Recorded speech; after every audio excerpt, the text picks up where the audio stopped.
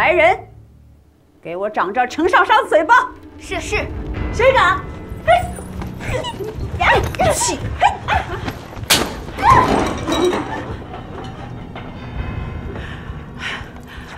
老王妃，他们连汝阳王府的人都敢打，这明明就是在打老王妃的脸。这程家个个粗鄙不懂礼仪，如此武将之下，怎么配得上11郎？少商虽是粗鄙，但也知晓廉耻，不似某些人，爬上自己外兄的床，如此不知廉耻的事情也做得出来。你当着长辈的面，你竟敢如此污蔑未来军姑！我方才并未指名道姓，老王妃不必如此着急对号入座。再说，前2日我才去看望了我的未来军姑，她如今正在杏花别院养病。今日来的军姑是哪位啊？放肆！我说的是程阳侯夫人。哦，就是爬上自己外兄床的那位程阳侯夫人。你，这简直是无法无天了！今日我要好好教训你，我看谁敢拦！叔母，若愚要拦着呢？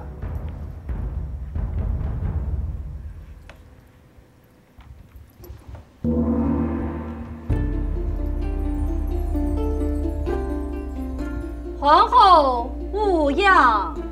皇后勿恙！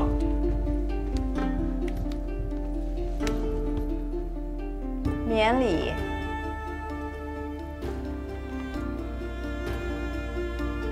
皇后就是不如岳飞严厉，此等奴婢就该狠狠掌嘴，保管下次不敢再顶嘴。老叔母真是惦记妾呀，3句话不离妾。啊，叔母。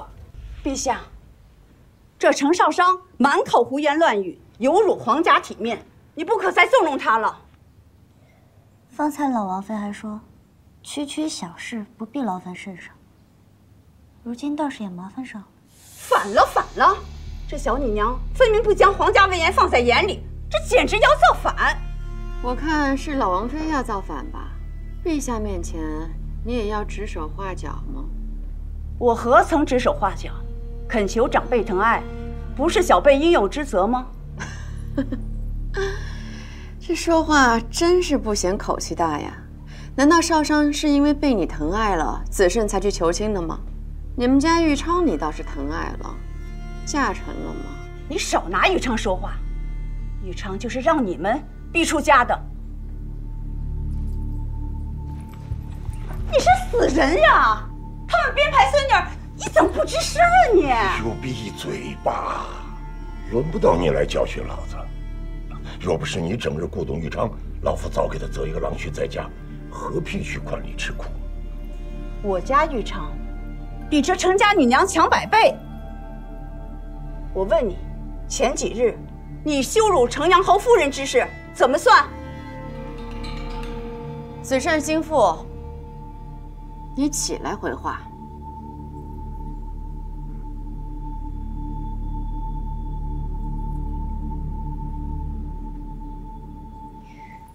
多谢岳飞。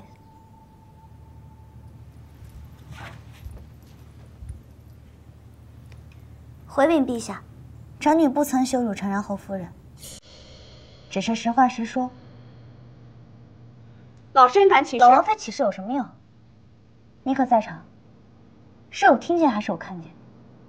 仅凭程阳侯夫人一面之词，说不定你也是被蒙骗的。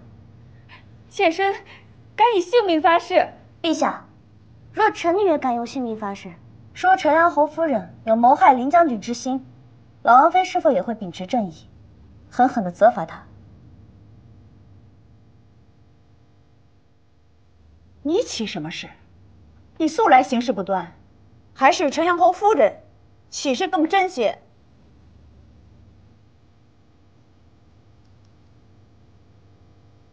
老王妃，此言差矣。我可是老老实实听长辈吩咐定亲的，与程阳侯夫人这等自己张罗婚事的人可比不得。她吃霍家的，用霍家的，寄居霍坟身旁多年，扭头趁人不注意就顶替了霍夫人的位置，所以程女起的事可信，他起的事不可信。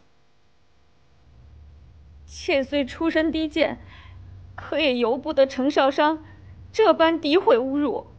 陛下若不发话，妾身只有一死了之。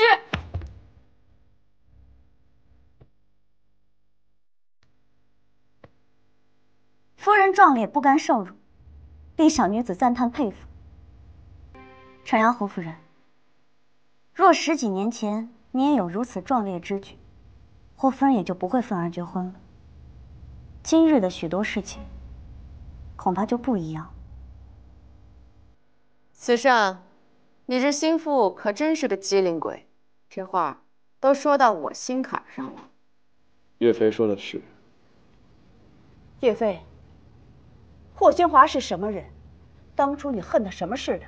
你现在又帮他说这样的话，你分明是有意和老身过不去。我跟霍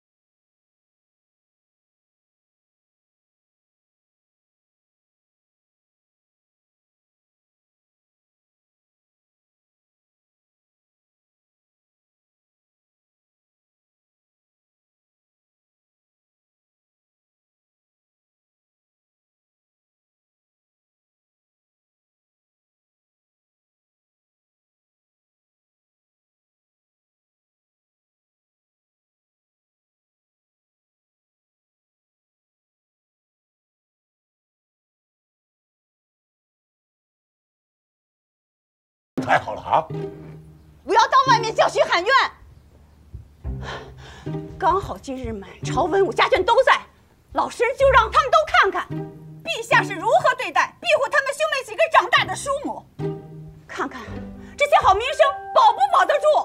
哎呦，陛下，你看啊，就是这么一个疯妇，一有不如意啊就要死要活的撒泼。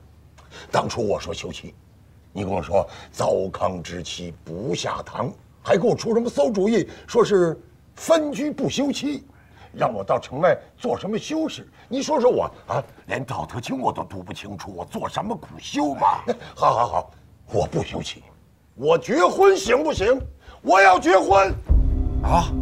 我为你生儿育女，哎呀，操持家务，我没有功劳还有苦劳呢。你们居然敢这样待我！你，哎呀，简直是不可理喻！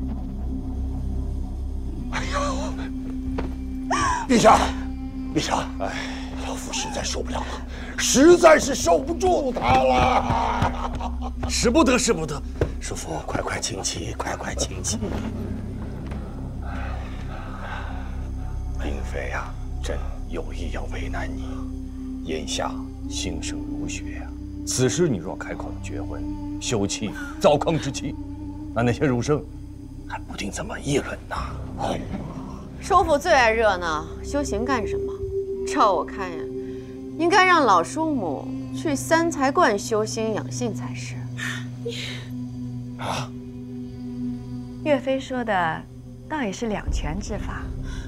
你们。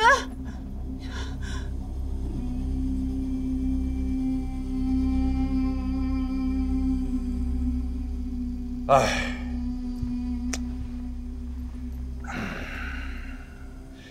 汝阳老王妃年迈昏聩，是有疯癫之举，致使君权失仪呀。那就送去三餐馆，好好的休养吧。陛下，子胜啊，多调遣一些人手，好好的照看他，不要再让外人去打扰了。是。陛下，来人，好生照顾老王妃。是。你们都欺负我！你们都欺负我！你们都欺负我！你们都欺负我！欺负我！长阳侯听说身体有恙啊，那长阳侯夫人也去好好的照料他吧。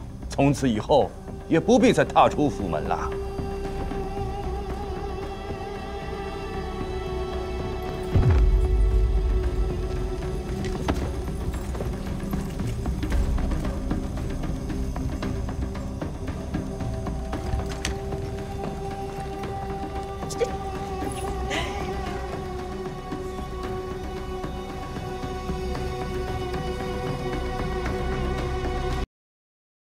今天是子胜大喜的日子，也是本王大喜的日子。哎，前几天收了几坛好酒，甘香醇烈，喝他一碗。走，喝酒去。哎呀，行。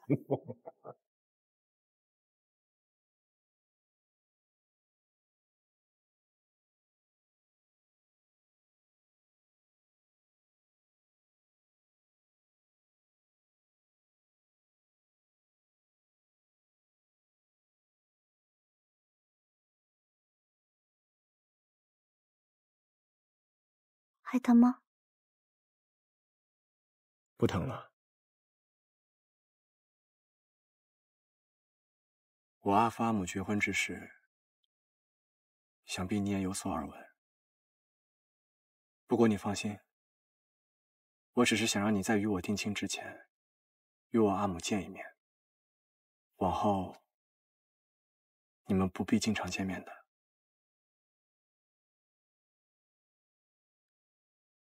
我不曾害怕。你阿母只是生病了，但她并没有错。错的是毁她人生之人。长阳侯待我殷勤，我却对他冷淡、仇恨。世人皆道我冷血无情，是个不孝之人。什么孝不孝的？那也是先有父慈，才有子孝，分明就是父母有错在先，凭什么责备子女不孝在后？子胜，我觉得你并非是冷血无情之人。还有，你阿母，你不必太过担心。我方才见那叔父对霍夫人十分上心，定能好好照顾她。那位叔父是崔佑将军，他少年时便爱慕我阿母，不肯娶妻，但后来被崔老夫人逼着成婚，但崔侯夫人却在产子时难产而亡。在那不久后，我阿母便与程阳侯绝婚了。崔叔父便也立下誓言，誓死不娶，为我阿母官居至今。这世上还真有这么痴情的郎君，用情至诚，用心至真，这一腔情谊真是万金难换。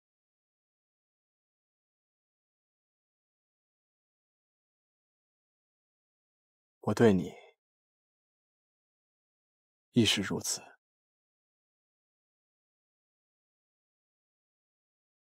霍夫人如今还不识得我，日后我带你多多来看她。好，你嫁给我，日后便是此处的女君，你想来便来，无人敢拦你。对了，子胜，之后你也不必起早贪黑的来送我，这也太辛苦了。那若是我想你呢？我想你，要是想多见你一会儿，我该怎么做？那就在宫门口等我，一同进去，如何？这样的话，你岂不是得早起半个时辰？无妨，我可以在皇后面前打瞌睡。可是你进长秋宫，就是为了跟着皇后学习。你若是为了我耽误了，岂不是……一心不能二用，我要么一心扑在皇后和公务身上，要么一心扑在你身上。你自己挑一个。那还是扑在我身上吧。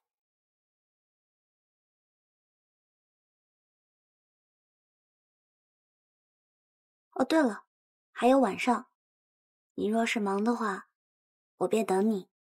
我们可以蹭长秋宫的晚膳，吃完饭散着步回去，也算是消食。你若是不忙的话，我们就回家吃，如何？真想与你快些成亲啊！这日子过得怎么这么慢呢？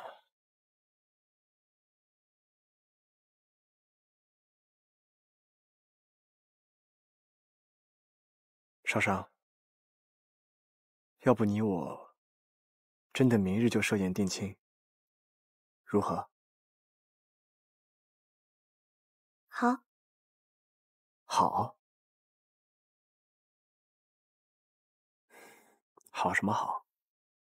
逗你玩呢。3日之后已是最快，若真要明日就定亲，那太仓促了。现在只能盼着这3日赶紧过去，我才能安心。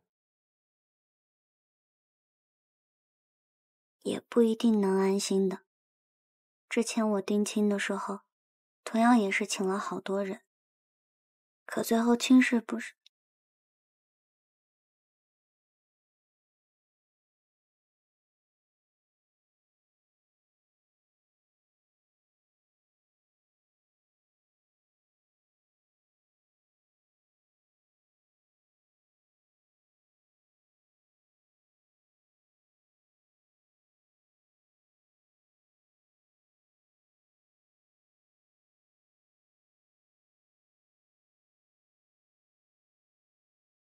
你怎么又突然亲我？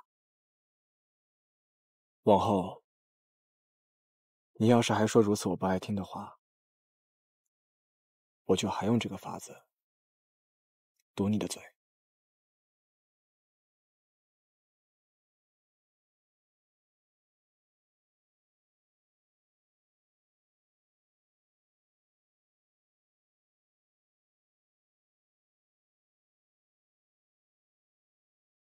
3日后就设宴啊，这未免也太匆忙了吧？子申说了，所有的事务交给他就可，咱们不需要操心。我们只需要给他一个宴请宾客的名单，他去拟请点来便可。娘娘，定亲怎能如此草率呢？眼下离设宴不过2日有余，可双方父母却还未曾见面，其他事情更是无法筹备啊。堂子，这些子申都已经考虑过了。他说了，所有的婚事筹备都听我们陈家的，不必管其他人。哎呀，可曾想这个林不疑是如此草率之人，行事也如此不谨慎。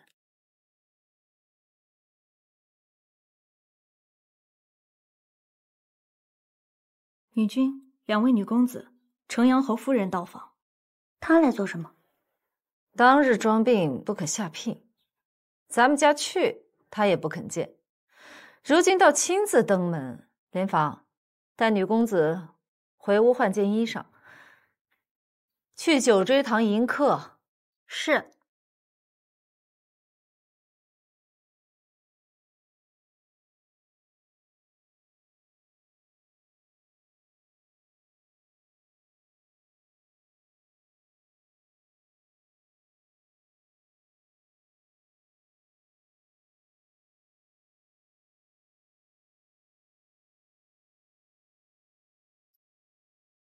哎呀，少商果然生的标致，让人一见便心生欢喜。怪不得子胜这般急于娶你。上次没来下聘，都怪我这身子不争气，这次岂能错过？陈阳侯夫人倒是健忘，我们之前在汝阳王府见过的，当时你还为王娘子要责罚我来着。再说，我们子胜年岁不小了，现在娶妻，怎就着急了？哦对，夫人不是子胜的亲生阿母，许是忘记他生辰了。少商许是听子胜说了些对我的怨言，心有不满吧。不过往事已矣，就算你们不愿理睬我，还能不认侯爷吗？子胜碍于君华阿紫在，软不下身段来，可不得由我这等妇人先走一步吗？程阳侯夫人的消息可真够灵通的，我身为少商的阿母，方才知晓3日后2人定亲之事。你倒是迅速得很。只要我心在子胜身上，他有何事我能不知道呀？夫人，我有一个问题想要问你。请问，夫人是何时寡居到林家的？是霍夫人嫁去之前，还是之后？唉，妾身命运不济，前夫亡故之后无处可去，只好投奔姨母家，幸有君华阿紫照拂。哦，那就是婚后啊。听闻当年程阳侯夫人和霍夫人相处甚协，亲如姊妹，夫人服侍左右，无有不体贴。我却与阿紫相处甚为和睦，所以才自愿洗手做羹汤，侍奉外兄与阿紫。但不知为何，君华阿紫竟不肯容我，非要我性命。大约是霍夫人喜欢睡大床，不愿与你挤在一处。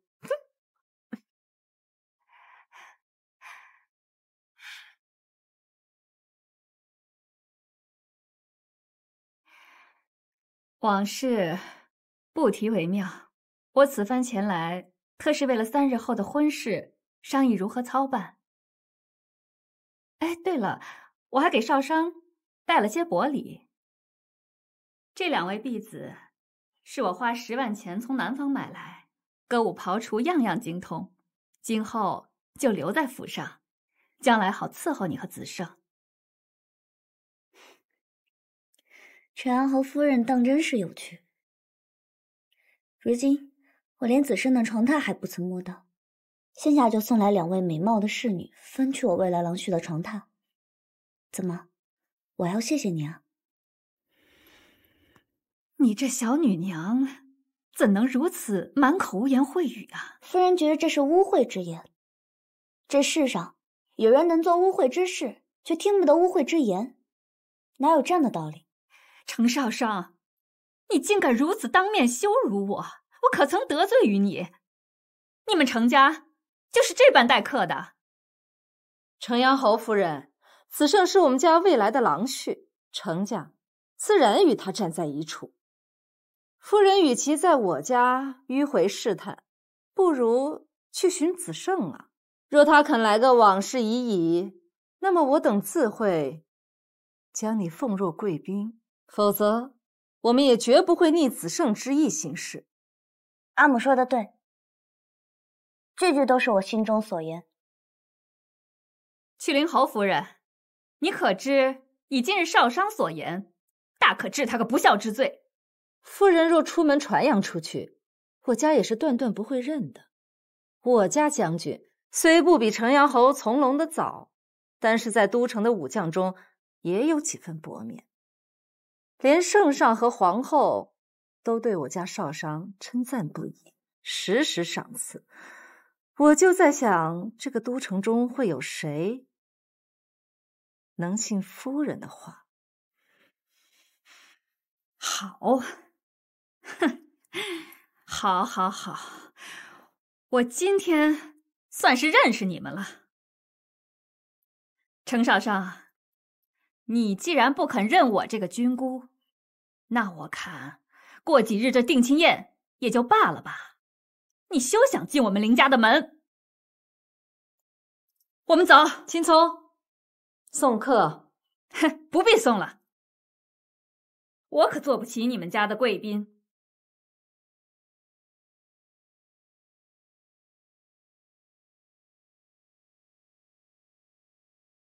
娘娘，今日你为何不断激怒纯于氏？她虽不是子胜的亲生母亲，终究有名分在，哪怕不来往，也总会相见。你说你怎么如此任性，也不怕为家中惹麻烦？阿嬷，我昨日见了霍夫人，若不是她，子胜母子为何会如此痛苦？我这人最讨厌夺人所爱者，与这种人虚以委蛇，我当真是做不来。可是女公子，若定亲宴，他当真拦着你不让你进门，岂不是笑话？这哪有待嫁女娘被拦在门外的？你等着看吧，届时谁进不了谁的门，那还说不定。玉，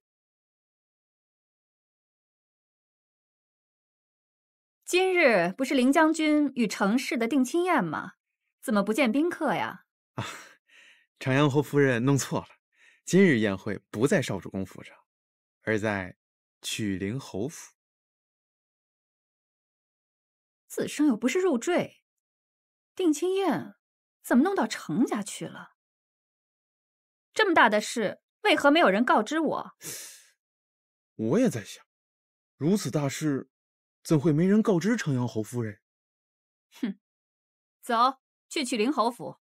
我家少主公吩咐过，今日曲陵侯府宾客悉数出示请帖，若无请帖，任何人不得入内。长阳侯夫人还是别去了，以免白跑一趟。哼，给我请帖。请帖我已经发完了，这该请的我可是一家也没落下呀。哎呀，想让全都城的人看我笑话，哼！今日无我，这婚别想定成。曲陵侯真是好福气呀，生出了这般出众的女娘。哎，这都城里谁人不找凌将军做郎婿？他却万里挑一，相中了你们家的程四娘子。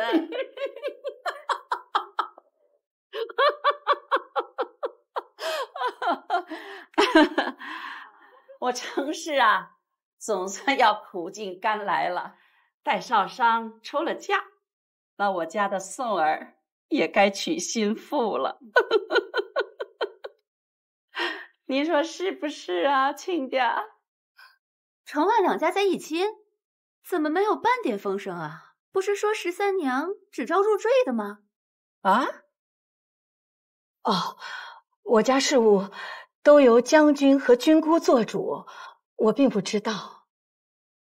入赘入什么赘啊？你不要混说，人万家没有这样说过的。哦，哎，怎么没见凌将军啊？这订婚的日子，新郎婿怎么不见了踪影？也是啊。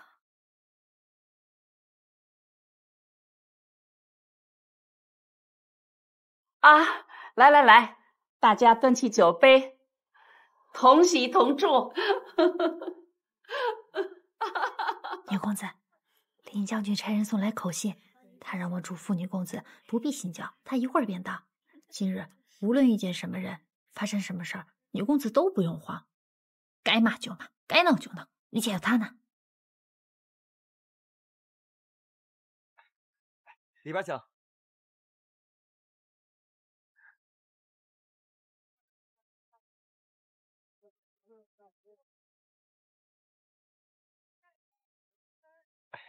里边请。好嘞，里边请。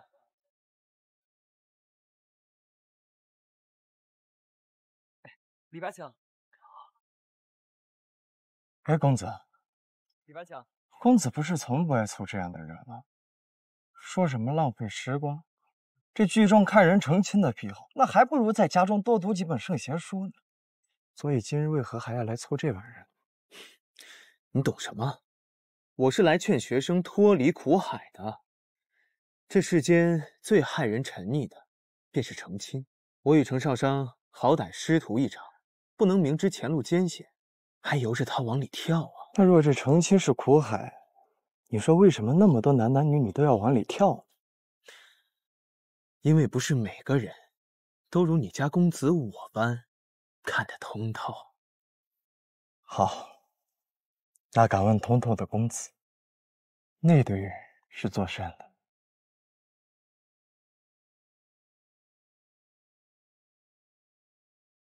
二位夫人，请柬。没有请柬，我看谁敢拦我汝阳王妃。让开！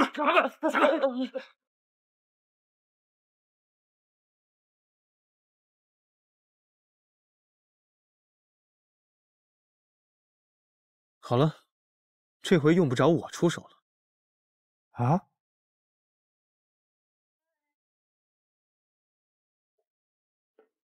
程少商何在？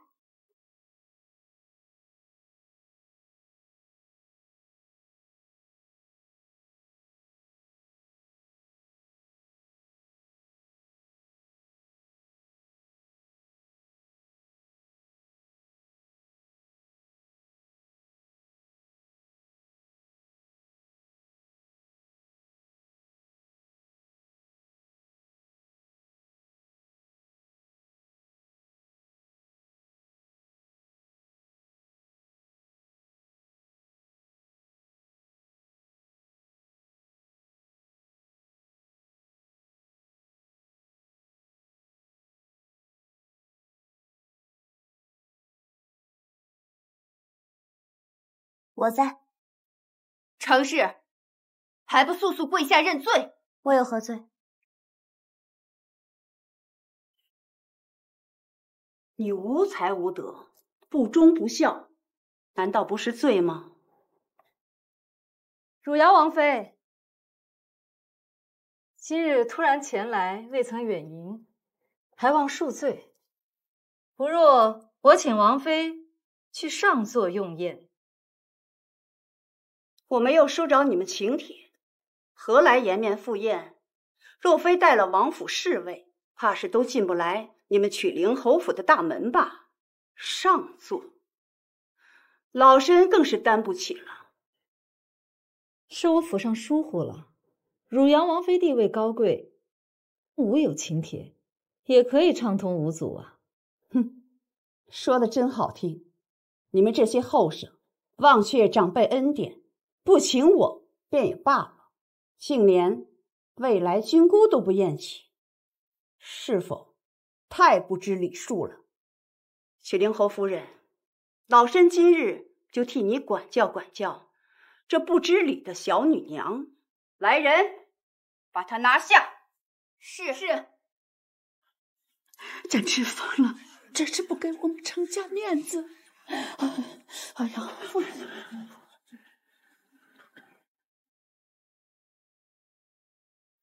汝阳王妃，你虽位高人贵，但我家将军也并非布衣百姓。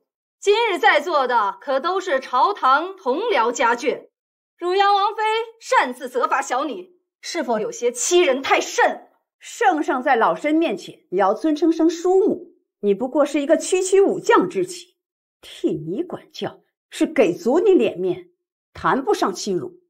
来人，给我掌着程少商嘴巴！是。谁敢？嘿，气！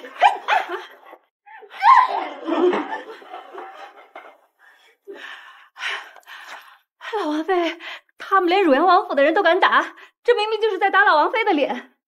这程家个个粗鄙不懂礼，如此武将之下，怎么配得上11郎？少商虽是粗鄙，但也知晓廉耻，不似某些人爬上自己外兄的床，如此不知廉耻的事情也做得出来。你当着长辈的面你竟敢如此污蔑未来军姑！我方才并未指名道姓，老王妃不必如此着急对号入座。再说，前2日我才去看望了我的未来军姑，她如今正在杏花别院养病。今日来的军姑是哪位啊？放肆！我说的是程阳侯夫人。哦，就是爬上自己外兄床的那位程阳侯夫人。你，这简直是无法无天了！今日我要好好教训你，我看谁敢拦！叔母，若愚要拦着呢？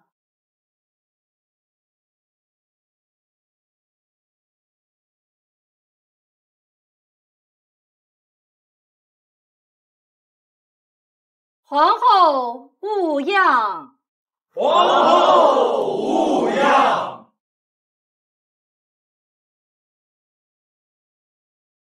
免礼。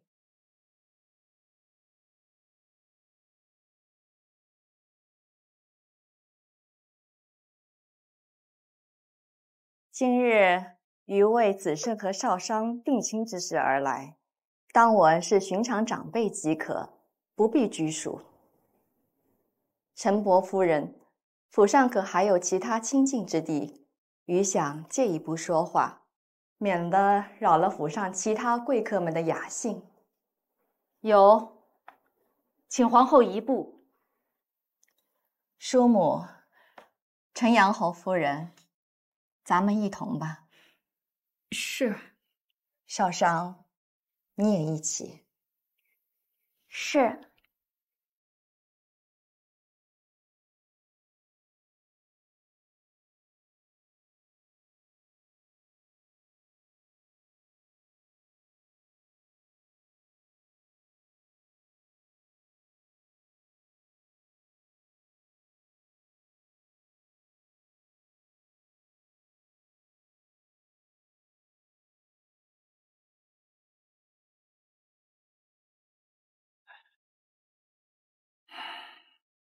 这11郎啊，本来有一门极好的亲事，乃陛下亲从侄女汝阳王妃的亲孙女玉昌郡主，谁知她竟然不肯答应，结果惹怒了老王妃啊。现如今选了程家的女娘，不仅不通学识，还喜欢打架斗狠。果真娶了这小女娘，怕是列祖列宗都要跟着掩面羞愧了呀。我本以为朝中大臣都是正气凛然之，却没想到也和市井妇人般爱嚼舌根，吃着程氏宴席，嘲讽程氏女儿。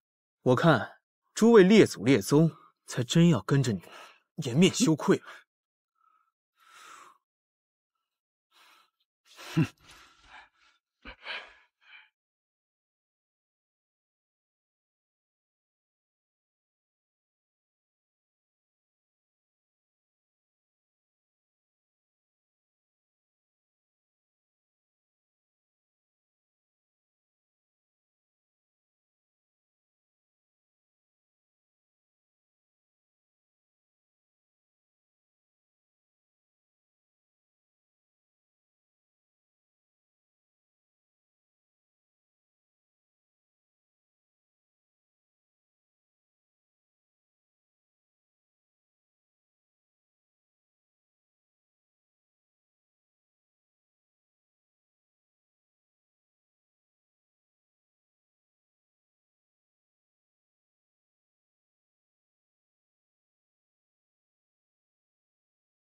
如何？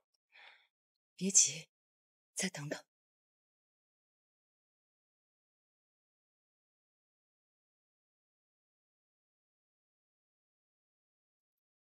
叔母，少商在余身边数月，素来温良恭俭，仁善豁达，从未有何不妥之处。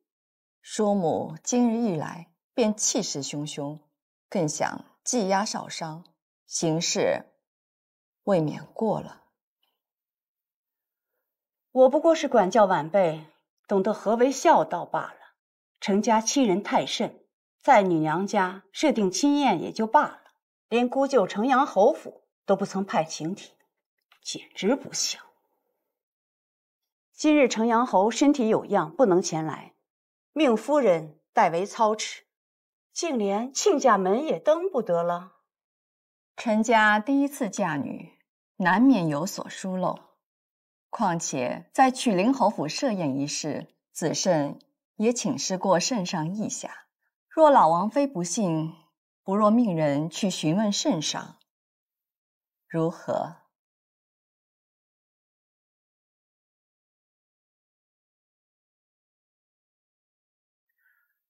责罚晚辈，此等区区小事，难道还要麻烦圣上吗？皇后，你也太没主见了。皇后自有主意，王妃随口批评皇后，也未免太过放肆了吧？你才放肆！我们说话也轮得到你插嘴。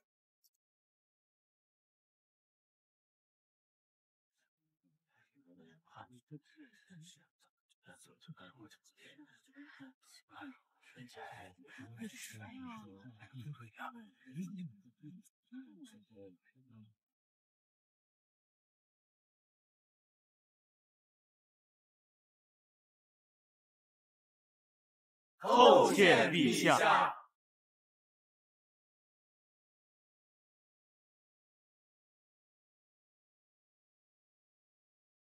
皇后就是不如岳飞严厉，此等奴婢就该狠狠掌嘴，保管下次不敢再顶嘴。老叔母真是惦记妾呀，3句话不离妾。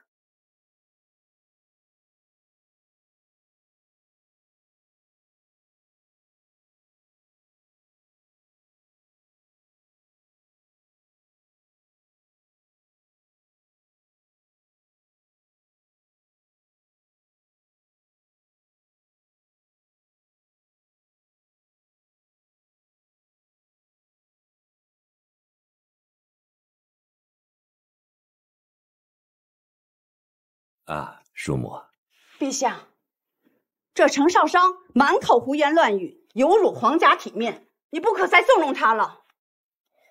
方才老王妃还说，区区小事不必劳烦圣上，如今倒是也麻烦上了。反了，反了！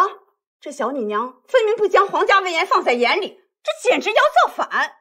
我看是老王妃要造反吧？陛下面前你也要指手画脚吗？我何曾指手画脚？恳求长辈疼爱，不是小辈应有之责吗？这说话真是不嫌口气大呀！难道少商是因为被你疼爱了，子慎才去求亲的吗？你们家玉昌你倒是疼爱了，嫁成了吗？你少拿玉昌说话，玉昌就是让你们逼出家的。你是死人呀！他们编排孙女，你怎么不知事啊你？你就闭嘴吧，轮不到你来教训老子。若不是你整日顾动玉昌，老夫早给他择一个郎婿在家，何必去官里吃苦？我家玉昌比这程家女娘强100倍。我问你，前几日你羞辱程阳侯夫人之事怎么算？子慎心腹，你起来回话。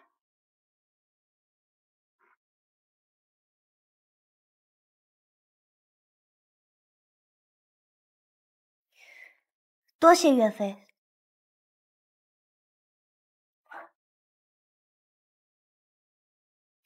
回禀陛下，长女不曾羞辱程阳侯夫人，只是实话实说。老身敢起誓。老王妃起誓有什么用？你可在场？是有听见还是有看见？仅凭程阳侯夫人一面之词，说不定你也是被蒙骗的。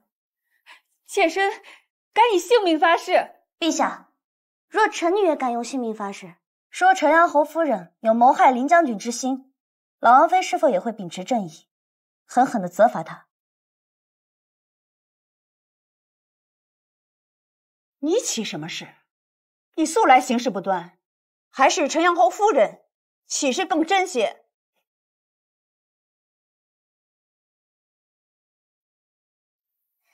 老王妃，此言差矣。我可是老老实实听长辈吩咐定亲的，与陈阳侯夫人这等自己张罗婚事的人可比不得。他吃霍家的，用霍家的，寄居霍夫人身旁多年，扭头趁人不注意就顶替了霍夫人的位置。所以，程女起的事可信，他起的事不可信。妾虽出身低贱，可也由不得程少商这般诋毁侮辱。陛下若不发话，妾身只有一死了之。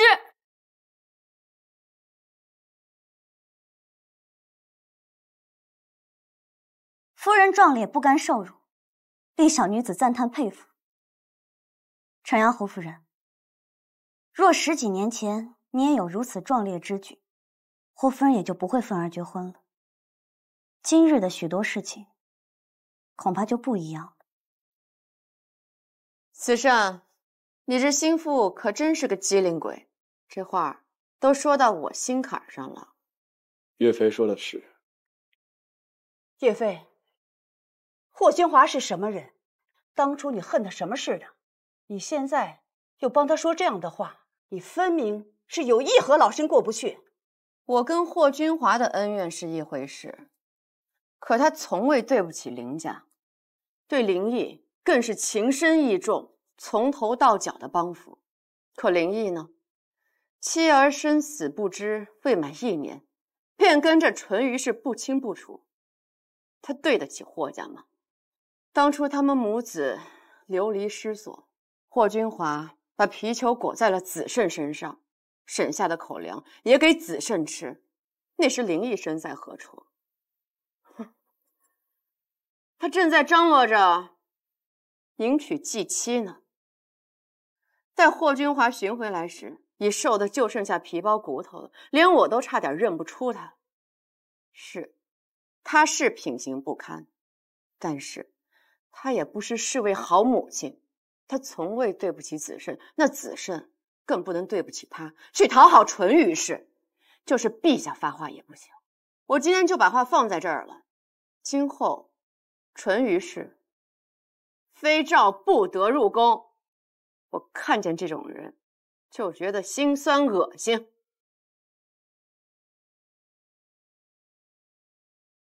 陛下，淳于氏行事再不端，也是老身的救命恩人。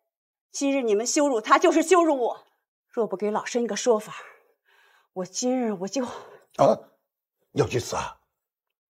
那太好了，那可太好了啊！我要到外面叫屈喊冤。刚好今日满朝文武家眷都在，老身就让他们都看看陛下是如何对待庇护他们兄妹几个长大的叔母，看看这些好名声保不保得住。哎呦，陛下，你看啊，就是这么一个疯妇，一有不如意啊就要死要活的撒泼。当初我说休妻，你跟我说糟糠之妻不下堂，还给我出什么馊主意，说是分居不休妻，让我到城外做什么修士？你说说我啊，连《道德经》我都读不清楚，我做什么苦修吧？好，我不休妻，我绝婚行不行？我要结婚啊！我为你生儿育女，哎呀，操持家务，我没有功劳还有苦劳呢。你们居然敢这样待我！你，哎呀，简直是不可理喻！哎呦，陛下，哎，老夫实在受不了了，实在是受不住他了。使不得，叔父，快请起，快请起。英妃呀，朕有意要为难你。眼下兴盛儒学呀，此时你若开口绝婚、休妻、糟糠之妻，那些儒生还不定怎么议论呢。哎，叔父最爱热闹，修行干什么？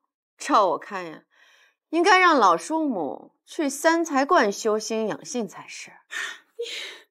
啊，岳飞说的倒也是两全之法。你们。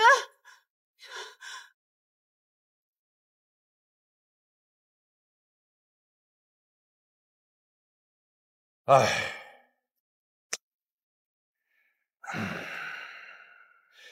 如阳老王妃年迈昏聩，是有疯癫之举，致使军前失仪啊。那就送去三残观，好好的休养吧。陛下，子胜啊，多调遣一些人手，好好的照看他，不要再让外人去打扰了。是。陛下，来人，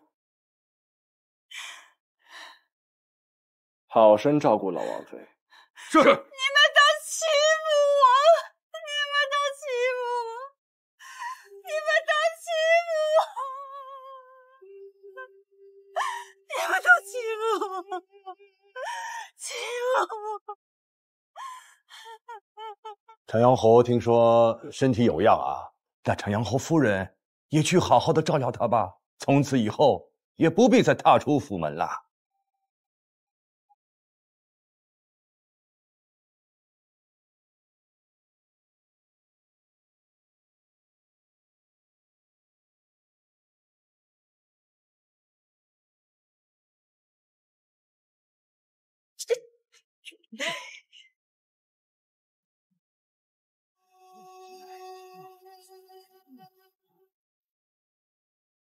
今天是子胜大喜的日子，也是本王大喜的日子。哎，前几天收了几坛好酒，甘香醇烈，喝他一碗。走，喝酒去。哎呀，行。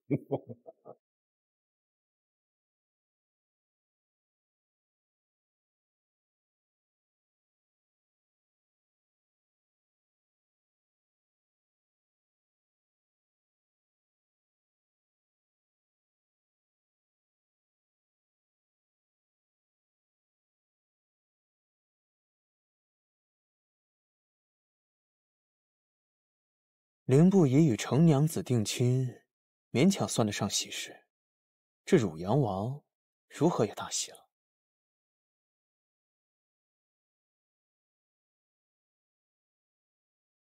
什么叫勉强算得上喜事？袁善剑，会说话吗你？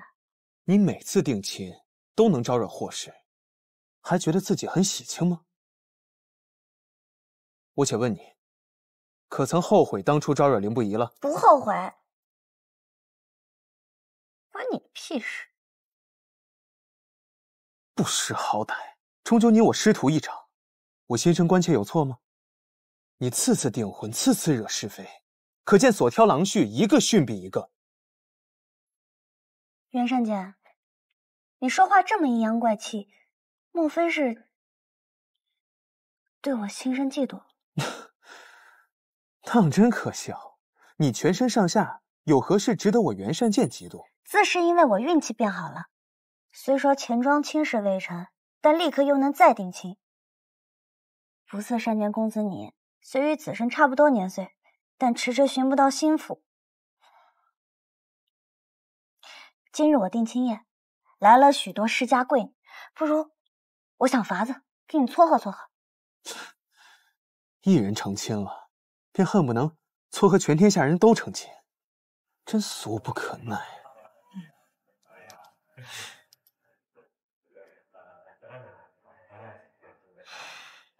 脑子有毛病。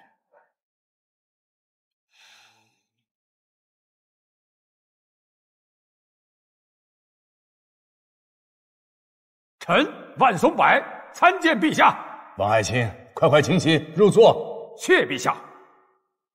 哎呀，没想到啊，王爱卿如此迅速的凯旋，朕甚是欣慰。哈哈，陛下，那群宵小匪类不值一提，臣便是只用一只小指就可以把他们打得落花流水。哎，将小将军王龙救回，他现在就在臣军中。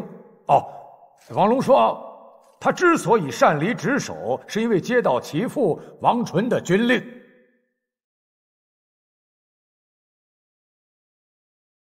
陛下，王纯父子罔顾军令，理应严惩。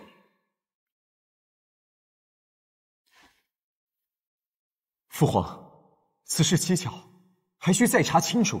陛下，可交由我们廷尉府来查办。老臣虽年事已高，但心得意才俊，善见。来，见过陛下。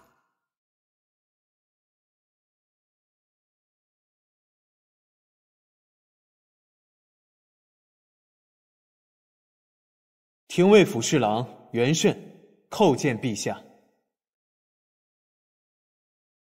朕记得你，皇甫大儒的闭门弟子，他治世时还曾向朕举荐过你呢，夸你啊是当世的奇才。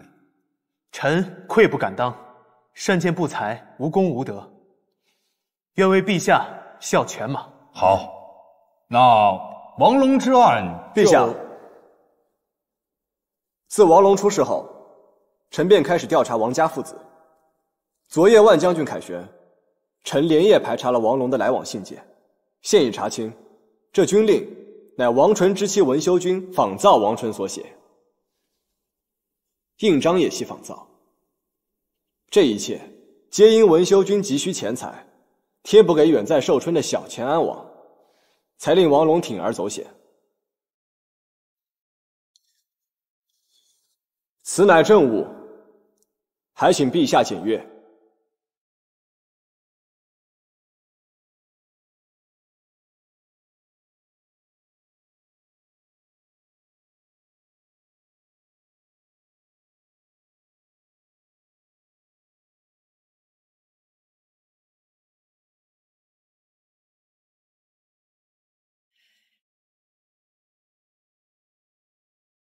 岂有此理！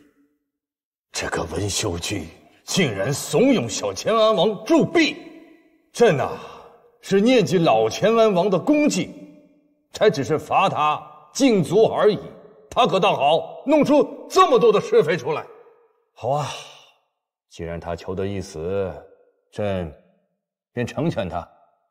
传令，从即日起收押文修君，革去他的封号。赐白绫。陛下，文修君毕竟身居内战，不懂军情利害，但王纯放任妻儿糊涂行事，此番作为不当在居朝中。子胜，王将军只是一时失察而已，不能治家者，何以治军？这军印藏枕头底下。估摸着王将军都守不住，也不知道他这般糊涂，将来又能如何守住城池，守住家国？不错，德薄而位尊，智小而谋大，险不及矣呀！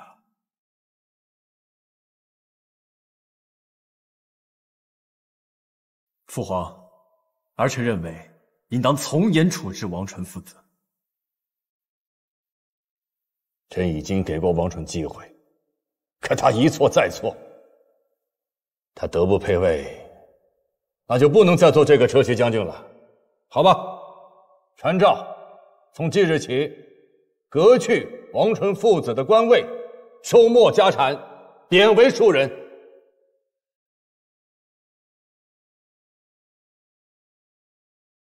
陛下，文修君肆无忌惮，王纯又如此放任不管，依臣看来，外戚犯事，多是有人监督不力。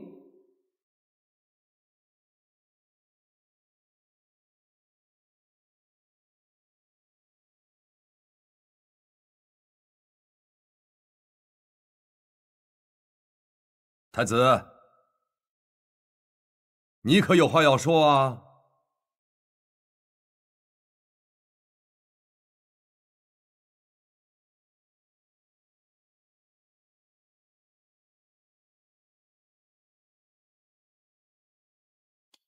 父皇，王纯对一切都不知晓，文修君他只是获得信。此事不用在意，散了吧。是。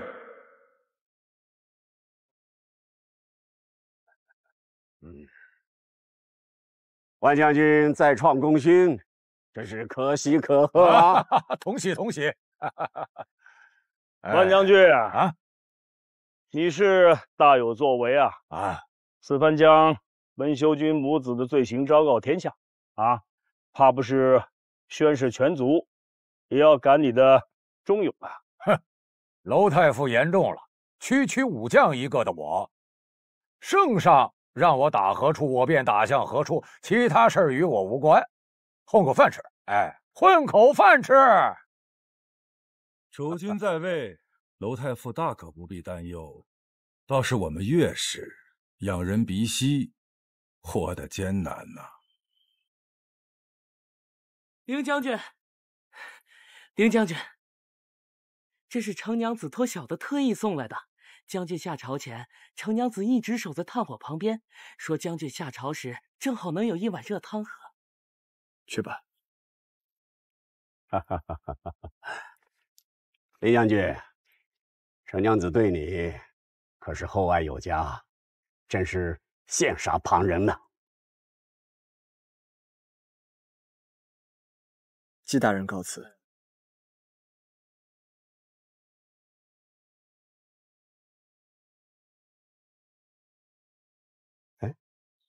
单杰，你也老大不小的了，怎么还没成亲呢？再有脾性的女娘，议亲后也腻腻歪歪、俗气的很。我可没兴趣娶了。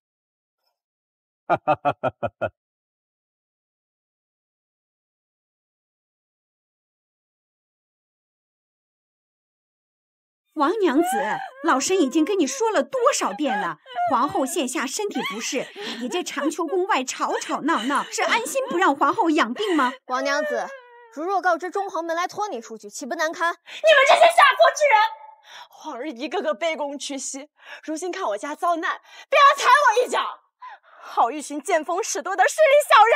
皇后乃后宫之主，长秋宫人还需去奉承谁？哪怕是皇子公主在此，也是恭恭敬敬。你个外臣之女，倒是跋扈得很。哦，你个程少商，我早就看出你奸猾歹毒。如今我家遭难，你终于可以如愿的站在岸上看好戏了。我今儿偏不走，我要见皇后。皇后，你难道要眼睁睁看着我们家破人亡吗？姨母救命啊！姨母，念在我阿母和你是至亲骨肉的。什么骨肉至亲？皇后和文修君不过是姑舅姊妹，不同宗，莫要说的这么亲切。五公主到。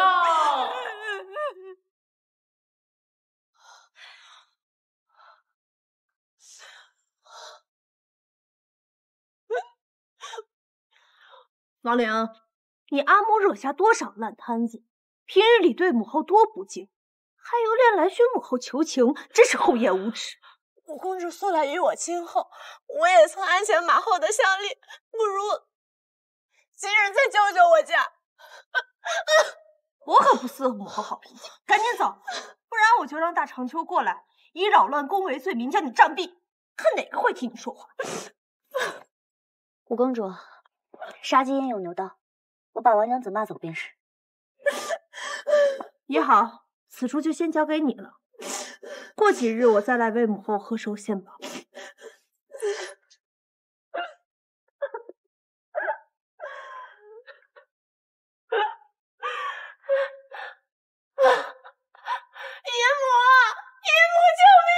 若不想被打死，就赶紧给我闭嘴！滋事体大，牵涉更大，不是你我可知会的。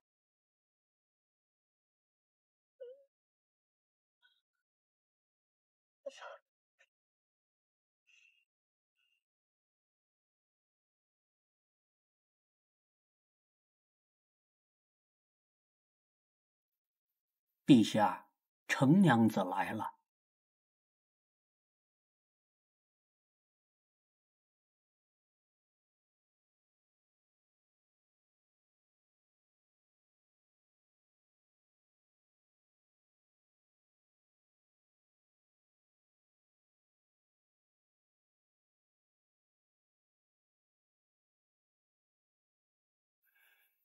这些日已为子胜送汤送菜，这个手艺看来啊是精进不少啊。子慎这个臭小子还舍不得给朕尝几口。还好你呀比他懂事。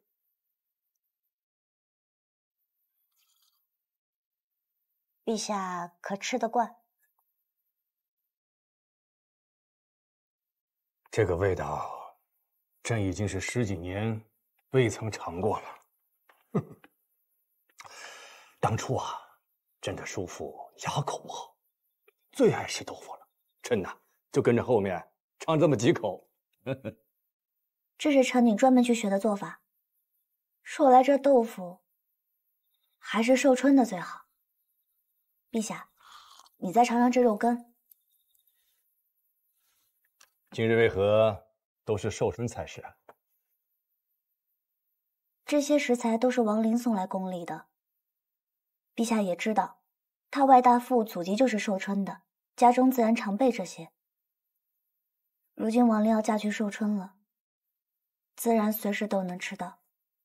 可如今文修君若是不在了，皇后想念旧时口味，想吃也是不易，所以王陵才会特意教臣女做这几道菜，说日后皇后若是想吃，便做给皇后吃，也算是尽她一份心意。她倒是个孝顺孩子，就是摊上了这么一个混头的母亲。哎，她过去那样对你，你非但没有落井下石，反倒拐弯抹角的替她说话。臣女在陛下心中，竟是如此小肚鸡肠之人呢？我只是想她日后能过得好些罢了。你也是心善。这样，朕赐王陵一份厚厚的嫁妆。他和彭宽的婚事虽说是由文修君所定，但是彭宽啊，当年是救过秦汉老王爷的，也参与过救援孤城，算得上是朕建功立业时的大功臣。那如今呢，他据守寿春，也算是一方的大力了。纵然他的身体是略微的亏损些，但是嫁过去，日子不会差的。臣女听王娘子、皇后，谢谢陛下。此事与皇后又有何干系啊？老秦安王毕竟抚育过皇后一段时日，平日里哪怕文秀君再跋扈，对皇后多有不敬，可皇后心里都是忍着，哪是怕他文秀君，只是惦念故人罢了。可如今文秀君将死，皇后听到消息之后便又病倒了，难免要伤心好一阵子。子胜也与朕说过一样的话。老秦安王是为了救霍兄而死的，而文秀君姐弟是老秦安王在这世间唯一的血脉。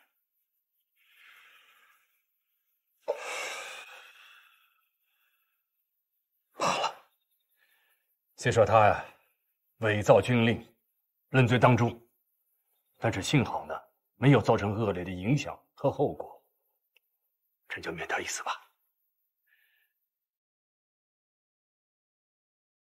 多谢陛下不杀之恩。陛下将此消息告诉皇后，她定是药到病除。走，随朕去看看皇后。是。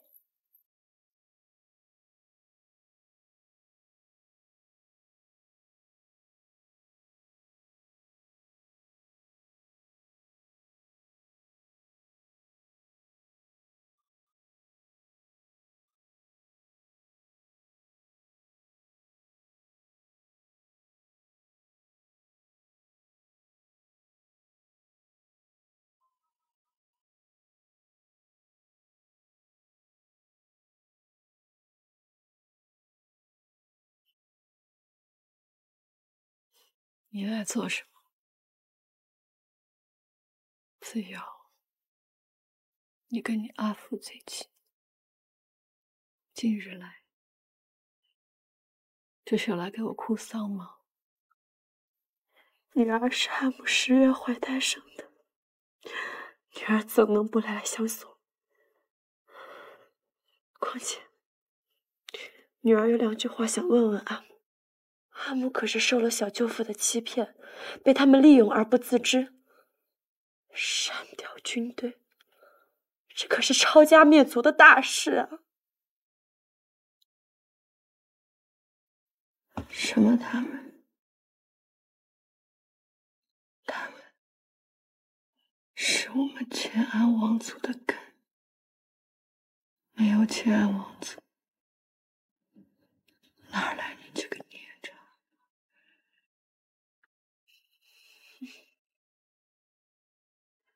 阿母，我听说外祖父还在时，小舅父根本就没有把你看在眼里，平日里对你有多有轻慢，你何必为了他自毁前程呢？这不仅仅是为了你小舅父，这是为了我们乾安王族的生命。他日你也可以用乾安王族来做靠山。什么靠山不靠山的？别说是小舅父了，便是外祖父还在时，你都没有沾上过乾安王府的光，何况我个外孙女？你能不能清醒一点？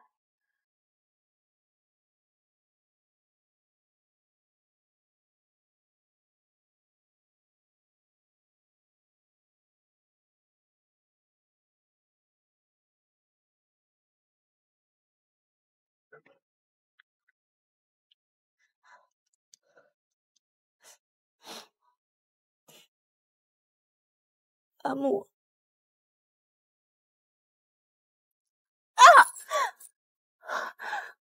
你这个没有心气的孽障，果然是你蠢材父亲的种。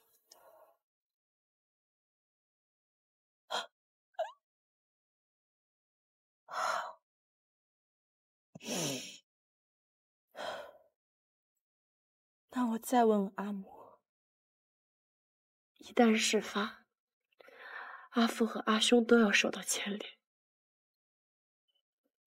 你丝毫不顾惜我们这些孩儿吗？为了我们乾安王族的大业，我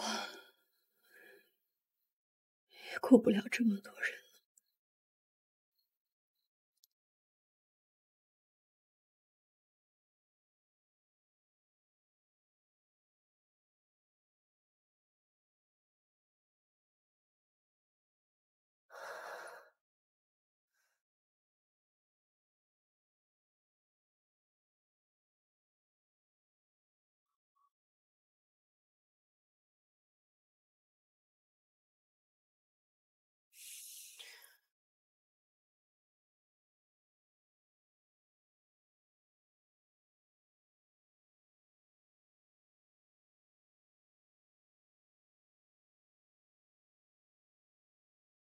阿母，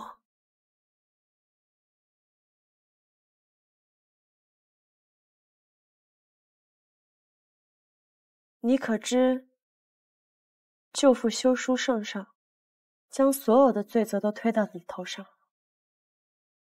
他说既不知道铸币一事，也从未有过调动军队之举，只是因为封地贫瘠，他才央告阿母索要些财帛，只是想让他的姬妾儿女过得宽裕些。一切都是你自作主张。你可知，圣上本是要取你性命，最后是看在了皇后的面子上，才将你改为幽禁。你日日愿赌诅咒之人，最终救了你。你拼却性命想保护的人，却恨不得你现在就去死。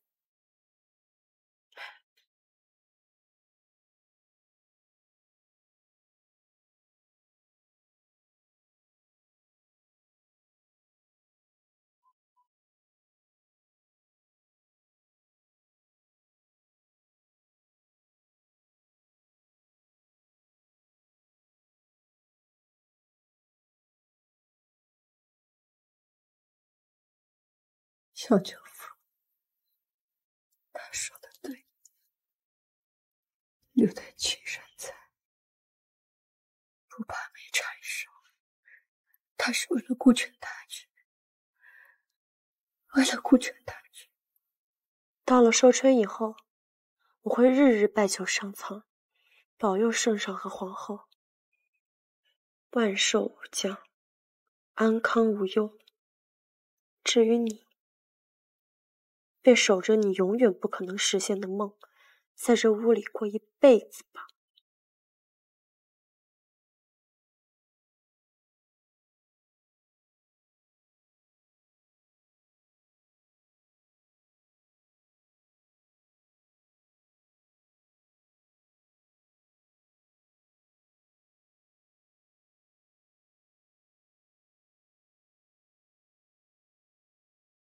母后，你身子终于好些了。父皇说待你寿诞之日要好生操办，令你高兴呢。我这刚缓过来几日，心中尚不畅快，不想做寿了。去办寿宴又不许母后操劳，只要将寿诞采买的活计交与儿臣，儿臣与幕僚来替母后分忧，如何？你父皇之前说过了，将操办寿宴之事交由少商打理。那程少商才进宫几日啊，他连你过去寿宴都没参加过，哪该知道如何操办？母后，你去求求父皇，儿臣绝对比那程少商能干。你是要替我分忧吗？分明是惹我心烦。你就要与小月侯之子成婚了，哪有嫁出去的公主掌管后宫事务的道理？再说，如今你父皇查得紧了，你再想从后宫用度中捞些好处，可休要做梦了。母后话可真难听，我有偌大公主府要养，怎能不想些门路？母后寿宴将至，父皇定会好生操办，我替母后分忧，手头又能宽裕些，有何不可呀？你是要养公主府，还是要养你那些幕僚？你嫁人在即，我劝你还是尽早遣散那些幕僚，免得令月事难堪。他们若觉得难堪，就不要娶我呀，我又不稀罕嫁过去。再说了，儿臣府上那些幕僚可都是正经儿郎，从不与儿臣嬉闹的。什么味儿？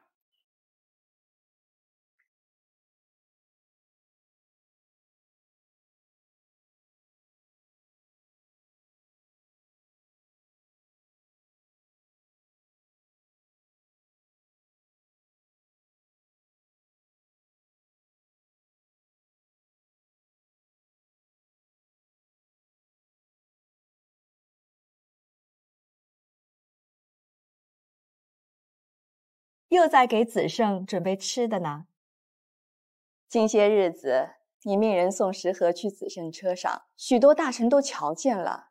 如今啊，宫里宫外都在传你贤惠的名声呢。当真？都在说我贤惠？对郎婿是贤惠了，可孝明还不贤。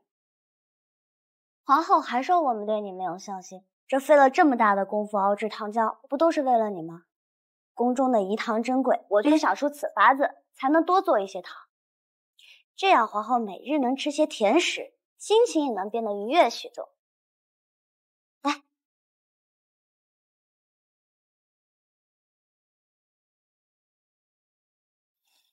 如何？真甜。看来这长秋宫啊，朕以后啊不用日日来了，倒是有人比朕更会哄皇后啊。陛下，朕在殿内找你不在，原来啊，你和这小女娘在此啊。哟，这又是在鼓捣什么呢？陛下，这赤豆羹配上我新熬制的糖浆，可真是太好吃了。哦，陛下尝尝。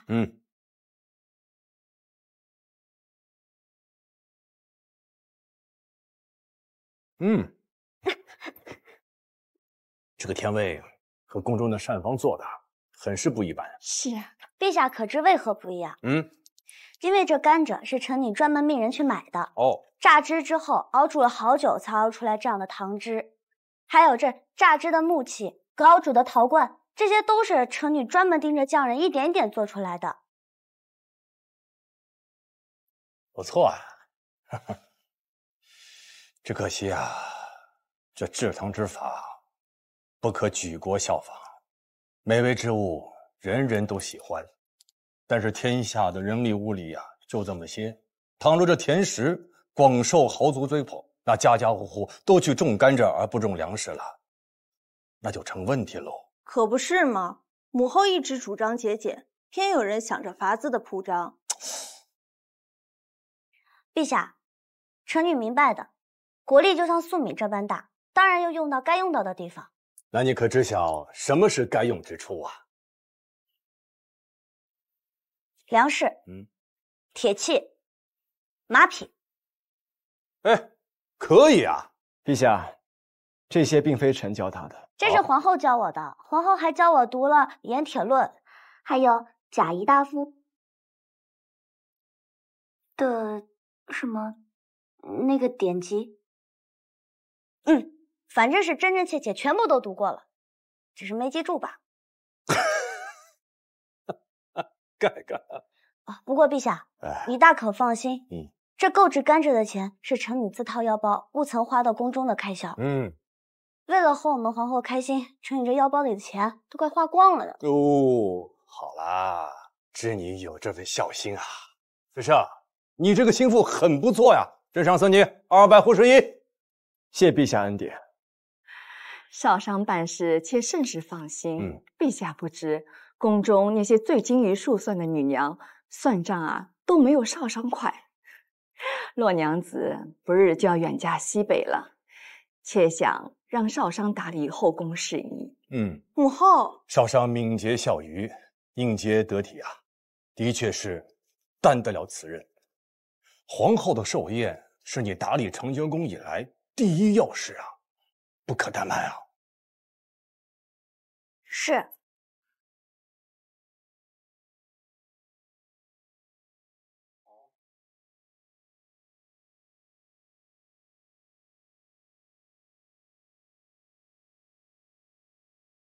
五公主，洛娘子，你本是我少年时的伴读，自小在长秋宫中服侍母后，宫中杂事协助翟媪打理。可如今母后将事务交给程少商，他不过入宫才几个月，就越到你头上去了，你可真的甘心？五公主言重了，我即将嫁去西北，于程娘子而言，宫廷就是她半个婆家，如今不过提前孝敬宫里舅姑，她与我终究是不同的，我有何不甘心呢？可惜啊，我原本以为母后会将你许配给11郎，没想到会被别人捷足先登。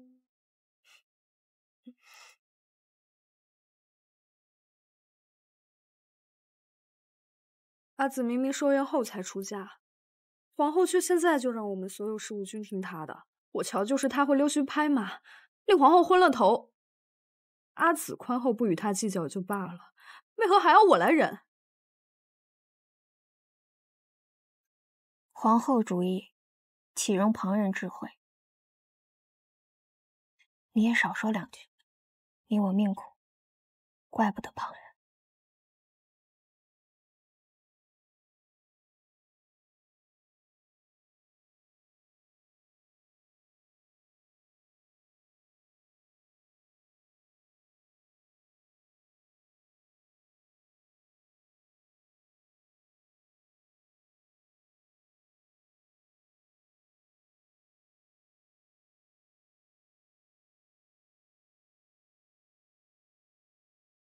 皇后，少商有一事不明白，圣上想要夸我便就夸我，为何要赏赐子上，还要把我强留在宫中？他的不就是你的，难道也要计较？说不定这200户是圣上给你熬糖的花费呢。我不是计较这200户，只是如今我将事情做好了，却是子胜的光彩。那你可知，当初圣上下旨嘉奖于你，是子胜亲自求来的。是他亲求来的。那时他正要出征，并没有为自己求半分恩典，他担忧你在楼家受人白眼，特求圣上下旨嘉奖于你。那时候，他就对你用情至深呢。我竟没想到他为我做了这么多事儿。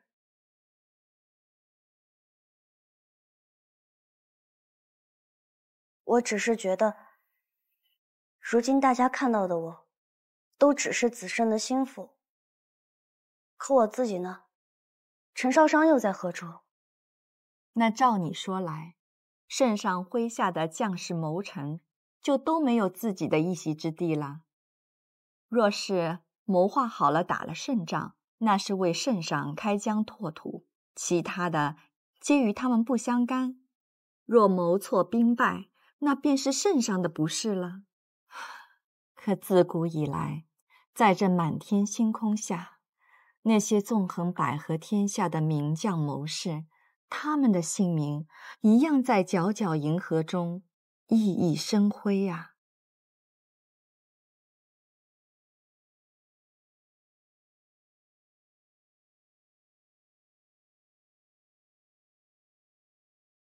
真的吗？成婚之后就是如此。他的意是我的，我的意是他的，两人自就是一体。你以前呀是独惯了，总想着自荣自辱，自生自灭。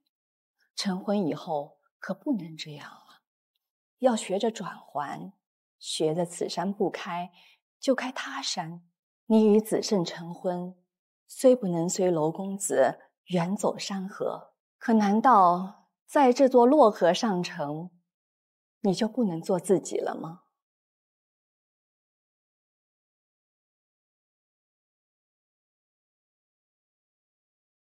皇后说的对，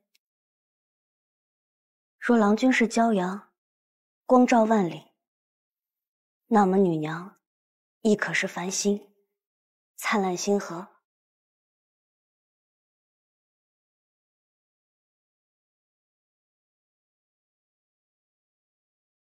日月星河，无所谓高低，更缺一不可。唯有并存，才成就此方天地。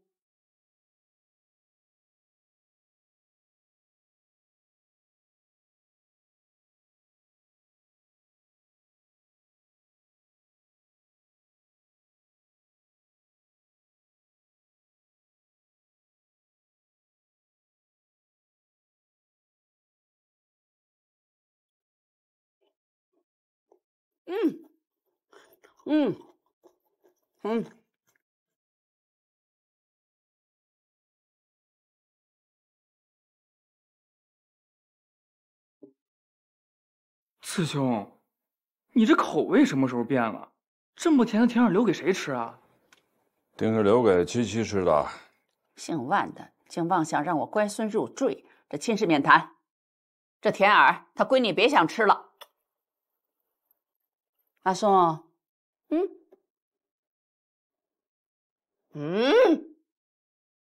给大母吃了，大母最喜欢吃甜物了。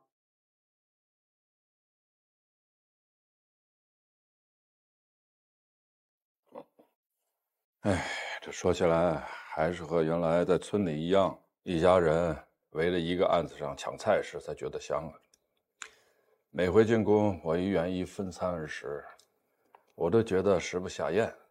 也不知袅袅在宫中是否过得习惯。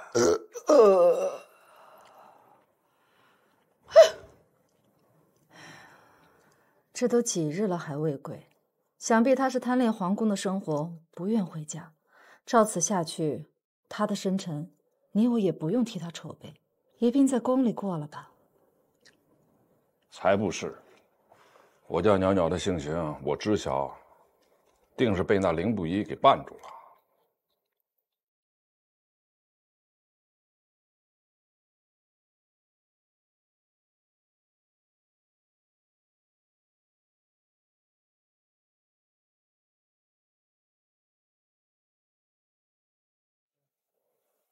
子胜，袅袅呢？